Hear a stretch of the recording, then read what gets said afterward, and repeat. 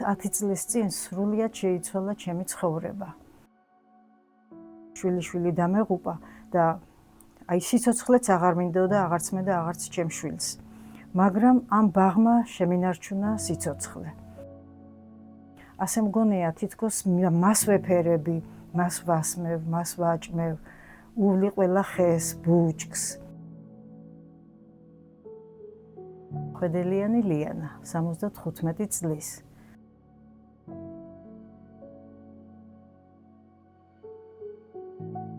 ახლა მივდევ მებაღეობას.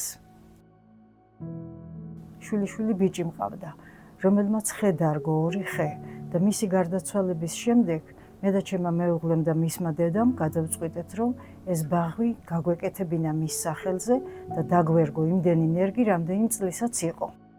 დავრგეთ 18 ნერგი.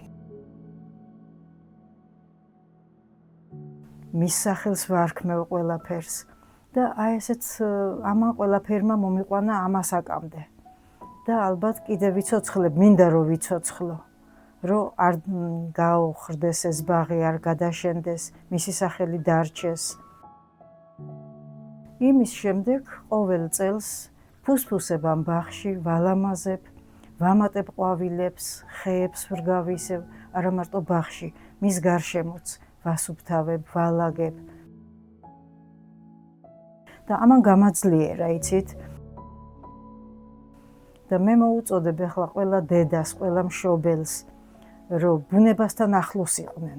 ბუნება აძლიერებს, მიწა ძალას მაძლევს და გვაძლევს. თუ კი ვინმე ასეთ მდგომარეობაში, რაშიც მე აღმოუჩნდი, ყველა დაიფაროს ღმერთმა, მაგრამ არიან ასეთი მშობლები, მარტო მე არა ვარ. ყველას ვეტყვი იმას, რომ რაღაც თავის საქმე იპოვო. მე პროფესიით ექიმი ვარ, მაგრამ ბუნებასთან სიახლოვე ყოფილა ჩემი საქმე. აი ვიპოვე მე ჩემი საქმე. ყველაფრით გავაძლიერე ეს ჩემი ბაღი, ასე ვთქვათ. და გამოიყურება ლამაზად. ყველას მოსწონს. და მე იმედია, ასეთი დედები ან ბებიები, ეხლა მე რომ მომისმენენ, რაღაცით დაინტერესდებიან, იპოვიან თავის საქმეს.